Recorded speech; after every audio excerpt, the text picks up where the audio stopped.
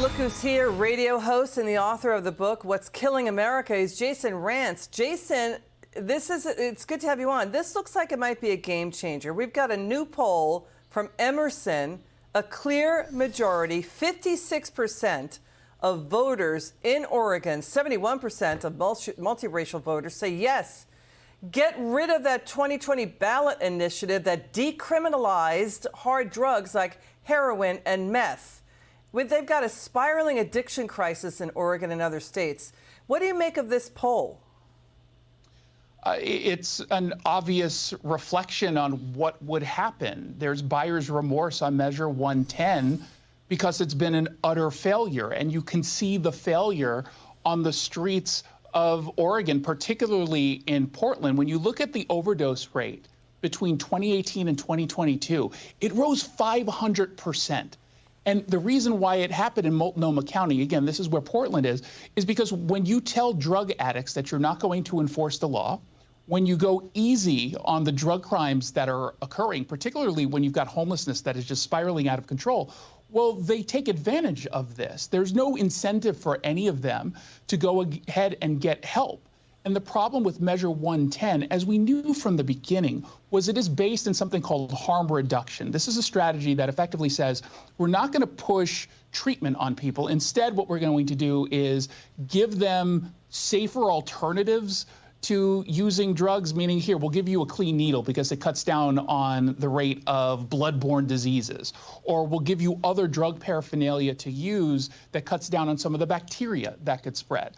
So when you're doing that, you're simply enabling these addicts, and they don't really have any reason to go ahead and get help. How about not doing any drugs at all?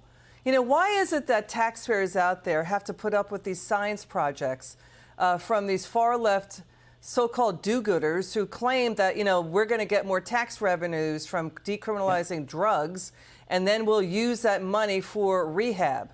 Do you see this circuitous kind of, you know, pie in the sky thinking where other people have to now suffer to what you're just saying, more crime, more and more crime from things like drug addiction and, you know, drug crimes?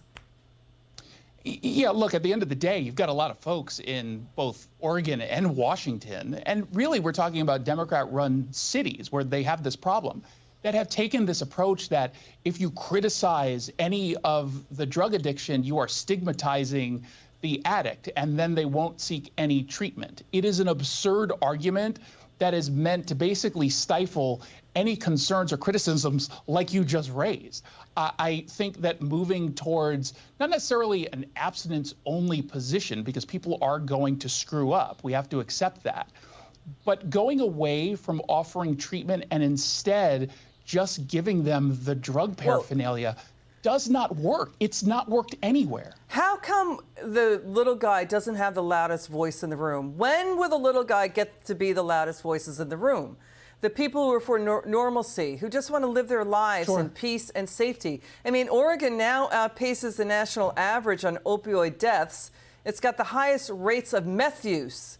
It is, to what you just said, clearly buyer's remorse. Voters are sick and tired of it. They say, stop it. The final word, Jason, what do you think?